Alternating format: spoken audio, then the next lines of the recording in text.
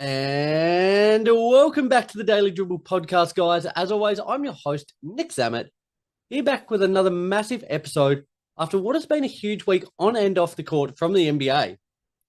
Now, this season, it really has been star-studded, action-packed, players making the league to the next level, all of that great stuff that we know and love. There's been a swarm of players that have elevated their game.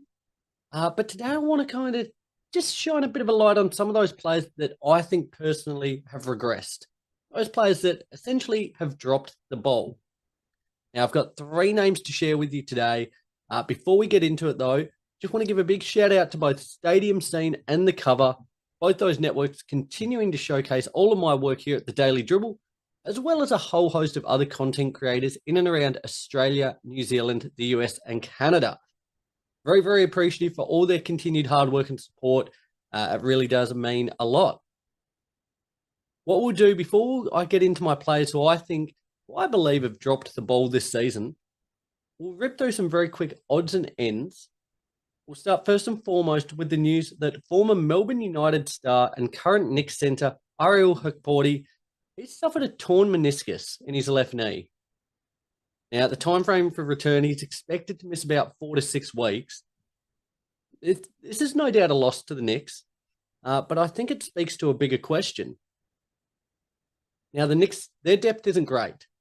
They kind of went all in on the off-season to acquire Mikal Bridges, to acquire Karl Anthony Towns, which is great. Teams are based on their star players, absolutely. But playing under a coach like Tom Thibodeau, their starters are getting absolutely hammered at the minute.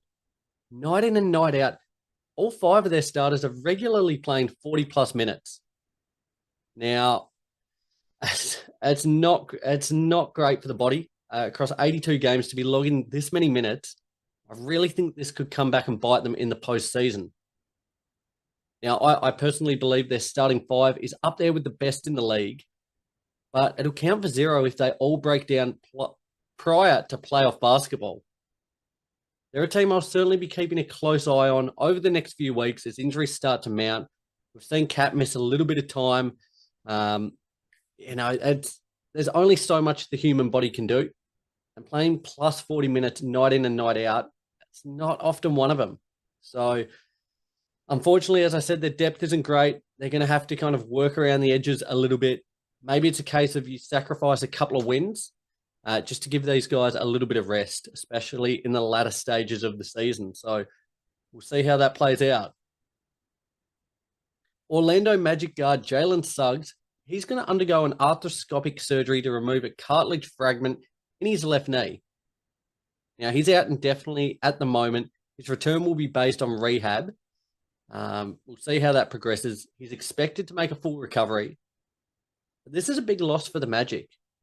He's averaged 16 points, 4 rebounds, 3.7 assists, a steal and a half per game, plus a block as well.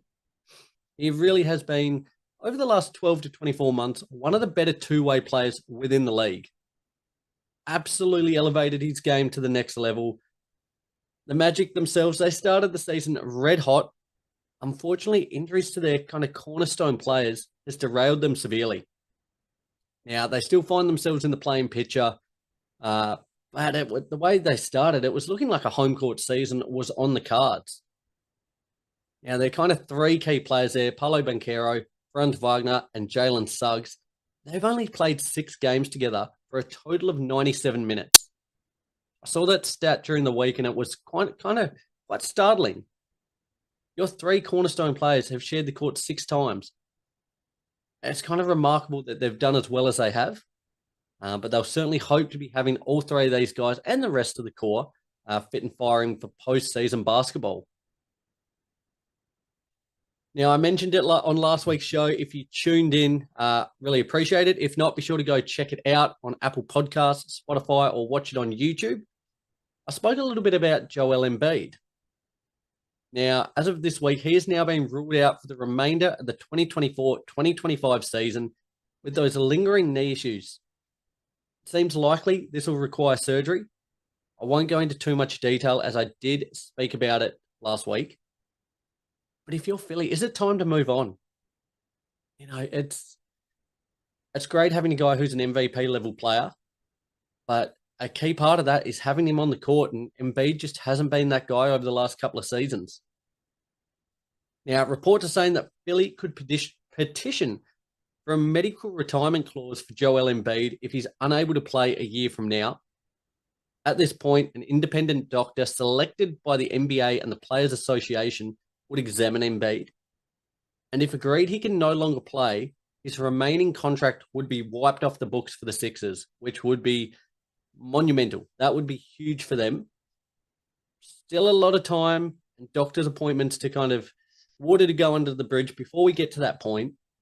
But for Embiid, it's disappointing for him and for the Sixers and their fan base. Really, really upsetting. This season held so much hope, but unfortunately, it's coming up blank at the moment. So big out there for Philly. In other news, Kevin Durant and the Phoenix Suns are expected to work together on a trade to a contending team this offseason. Now, per Shams Charania, reporting that 4 to 6 teams are interested in trading for Durant. Now, this was something that looked like might potentially happen before the trade deadline a couple of weeks ago. It didn't eventuate. It does look likely now that he would be departing Phoenix. Houston, that was a name on everyone's lips heading into the trade deadline. I still think personally this would be a team that would be a great fit for him. Would be super fun to watch. Would make them an automatic contender. Championship contender. They're right there as a finals. They're in that probably second to third tier in the West at the moment. The Houston Rockets. If they were to add a player the caliber of Kevin Durant, automatically shoot them up into that first to second tier, undoubtedly. I'll be eagerly watching this one. No doubt there's going to be a host of suitors there for Durant. Seems like Phoenix want to move on. They want to build solely around Booker. And Durant's a piece that will be on the move. So we'll be watching this offseason with eager anticipation for that. And just finally, Mavs All-Star Kyrie Irving has suffered a season-ending torn ACL in his left knee. This one happened early on Tuesday in their matchup versus the Kings.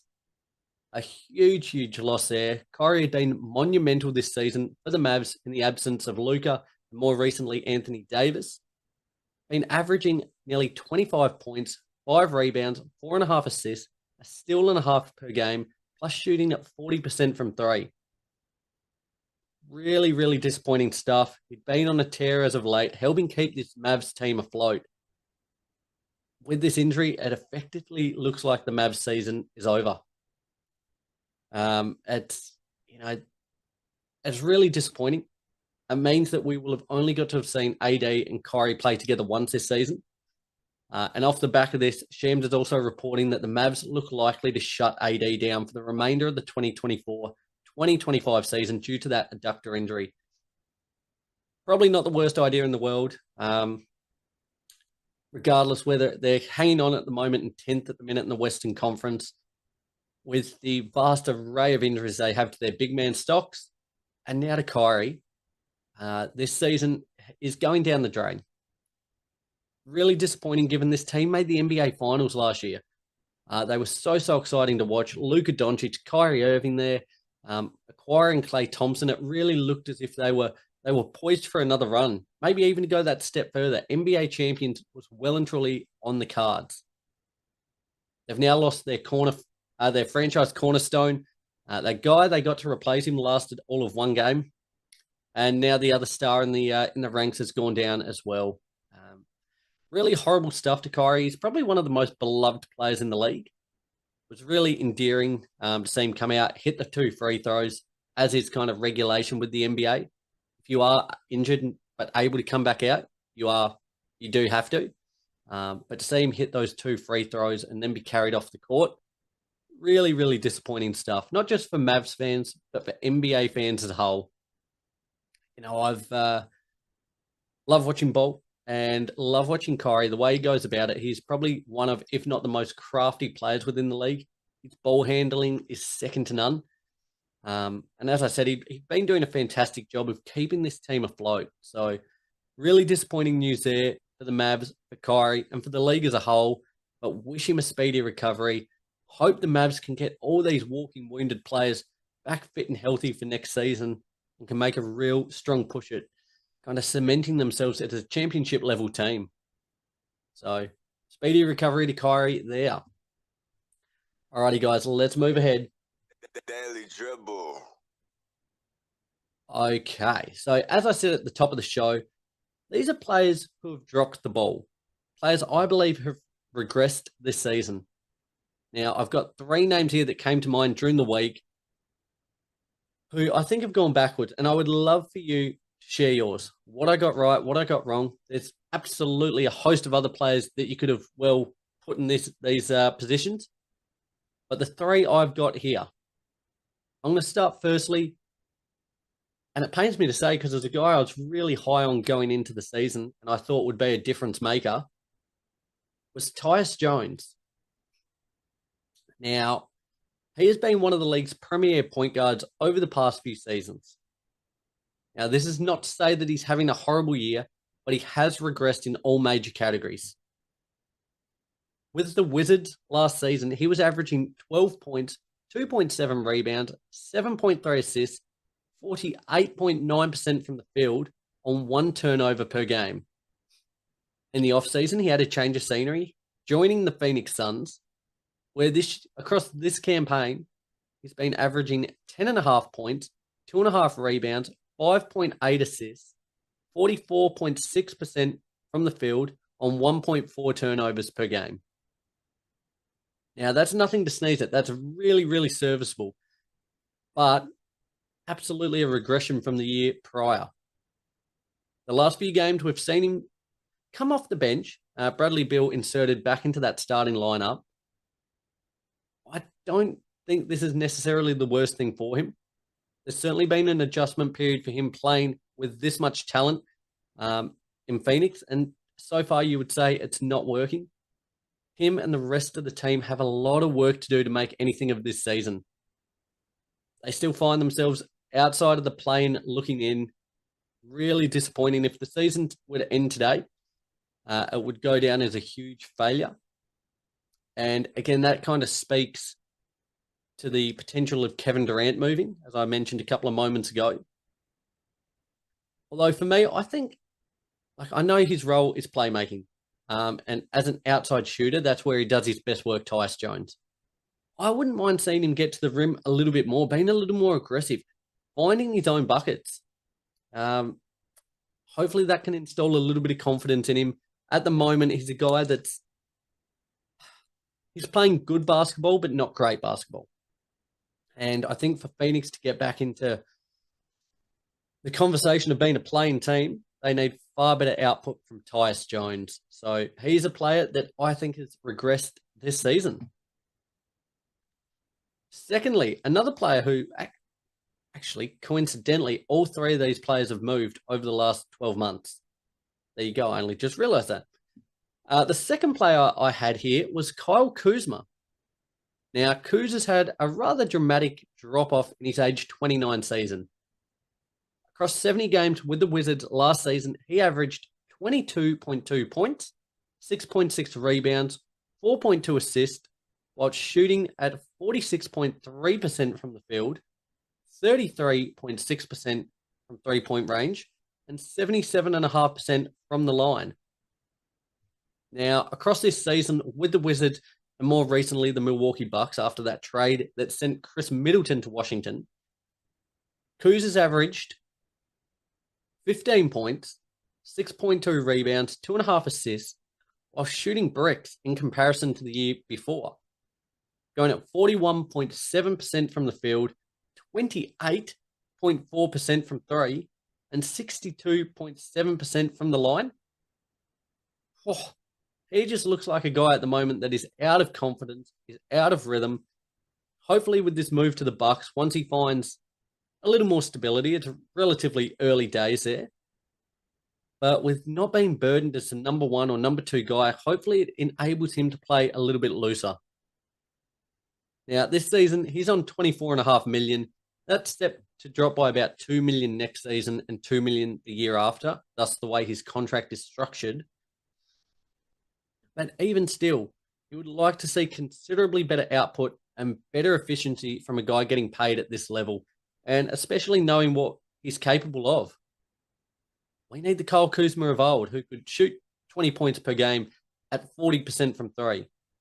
That is what the Bucks need, and I have faith in him. But nevertheless, it certainly has been a regression on this season so far. And third and finally, a player that I believe has regressed this season is Paul George. Now, have we been suckered in by players like LeBron James, like Kevin Durant, like Steph Curry? When you get to their age, in that mid-30s range, most players drop off. The names that I just mentioned above, they haven't. Now, Paul George, he's one name that has dropped off. He's nearing his 35th birthday, and it just looks like it's starting to show. The last 2 seasons in LA, he'd been an all-star, playing fantastic basketball. Last year alone, he averaged 22.6 points, 5.2 rebounds, 3.5 assists, 1.5 steals, and 41.3% from three, not to mention 90.7% from the free throw line. Pretty tidy stats. This season in Philly, since that off-season move, it's dropped dramatically from a scoring and from an efficiency standpoint. He's been going at 16.5 points, 5.3 rebounds, 4.3 assists, 1.8 steals on 36.3% from the three-point line and 81.4% from the free throw line. Now, with Embiid out for the season and Philly staring down the barrel of missing even the plane, George is the guy who's got to get these numbers back up. It's this team, with the talent they have, they cannot be missing the plane. At the time of recording, they are currently 12th. They're 2.5 games back of the plane. The Chicago Bulls in 10th there. It would just be an absolute disgrace if they weren't to even clinch that. Tyrese Maxey, another guy who's got to step up as well. Paul George, Kelly Oubre, Quentin Grimes, Andre Drummond, Gershon Yabusele. There's enough talent there to get them into the plane at the minimum. But it's got to start with Paul George elevating his game, I believe. Guys, there you have it. There are 3 players that I believe have regressed this season who have essentially dropped the ball. They were Tyus Jones, Kyle Kuzma, and Paul George. Would love to hear your thoughts, what I got right, what I got wrong. Be sure to hit up all the socials, Facebook, Instagram, YouTube, Twitter, and TikTok to share all your thoughts, comments, suggestions. I would love to hear it. Nevertheless, that concludes another episode of the Daily Dribble podcast. I appreciate you guys all continuing to tune in. Be sure to like, comment, share, subscribe, share with a friend, wherever you're listening to the show, whether that's on Apple Podcasts or Spotify or any other leading podcast provider, or watching this and staring at my mug on YouTube. Really do appreciate all the continued hard work and support, or continued support.